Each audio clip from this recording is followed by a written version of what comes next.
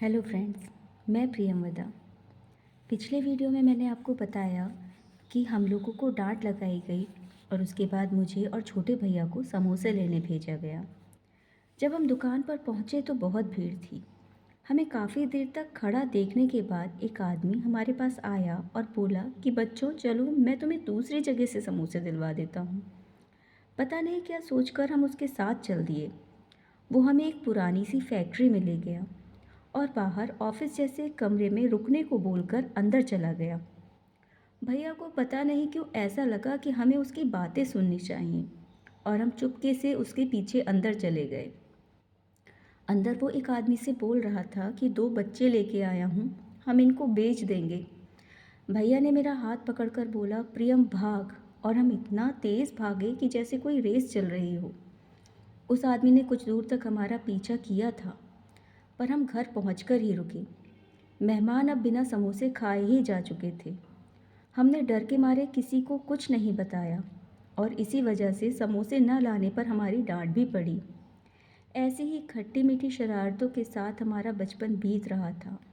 अब मैं खुश रहने लगी थी। माँ अपनी समाज सेवा में व्यस्त थी। एक दिन हमारे घर फिर से मेहमान आए और वापस जाते समय वो मुझे 5 रुपए दे गए। पता नहीं मुझे क्यों लगा कि ये तो मेरे पैसे हैं और मैं इनसे टॉफ़ी खा सकती हूँ। और अगले दिन सुबह स्कूल जाते समय मैं वो पैसे अपने साथ ले गई और अपने रिक्शे वाले भैया से कहा कि भैया टॉफ़ी ख़रीद दो। उन्होंने मुझे टॉफ़ी ख़रीद कर दी थी और बाकी बचे पैसे उन्होंने माँ को दे दिए। उनको नहीं पता था कि उनके ऐसा करने के बाद अब मेरे साथ क्या होने वाला था। वास्तव में पता तो मुझे भी नहीं था। मैं माँ के ही स्कूल में पढ़ती थी और जैसे ही मैं स्कूल के अंदर पहुँची, माँ मुझे एक खाली क्लासरूम में ले गईं। उन्होंने मुझसे पूछा कि क्या मैंने टॉफ़ी ख़रीदी। मैंने बड़ी खुशी खुशी माँ को बताया कि हाँ, वो कल वाले पैसों से मैंने 4 टॉफ़ी ली हैं और भैया बचे हुए पैसे आपको दे देंगे। आप संभाल कर रख लेना, मैं फिर से टॉफ़ी खाऊंगी। और ये बोलते हुए मैं एक टॉफ़ी माँ की तरफ बढ़ा ही रही थी कि लो आप भी टॉफ़ी खा लो। मैं अभी अपनी बात पूरी भी नहीं कर पाई थी कि माँ ने मेरे बाल पकड़कर एक ज़ोरदार चांटा मेरे गाल पर लगाया और बोली चोरी करती है। मैं समझ ही नहीं पाई कि अभी मेरे साथ क्या हुआ।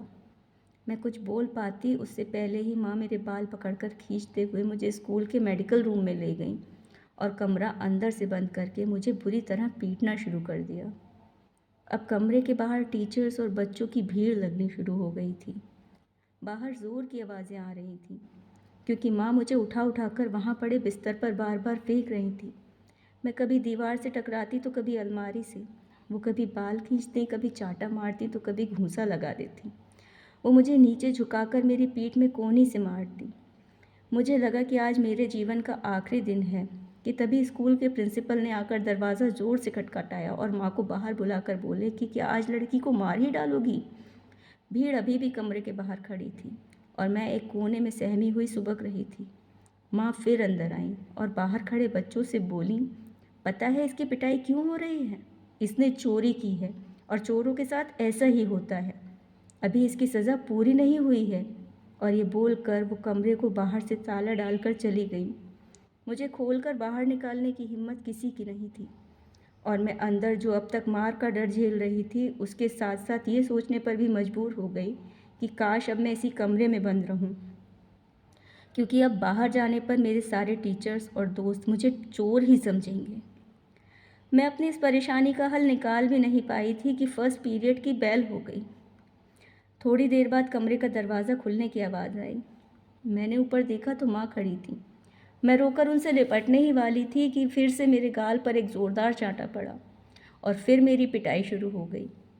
माँ मुझे तब तक मारती रहीं जब तक उनका अपनी क्लास में जाने का समय नहीं हो गया।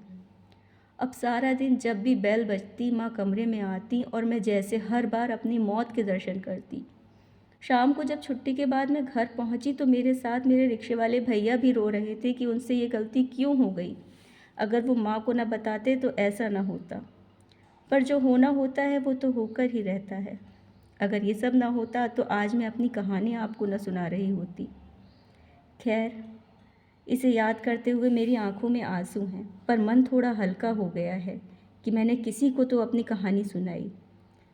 आप लोगों को सुनकर शायद मेरे दर्द का एहसास हुआ होगा। खैर, आगे की कहानी अब मैं आपको कल ही सुनाऊंगी।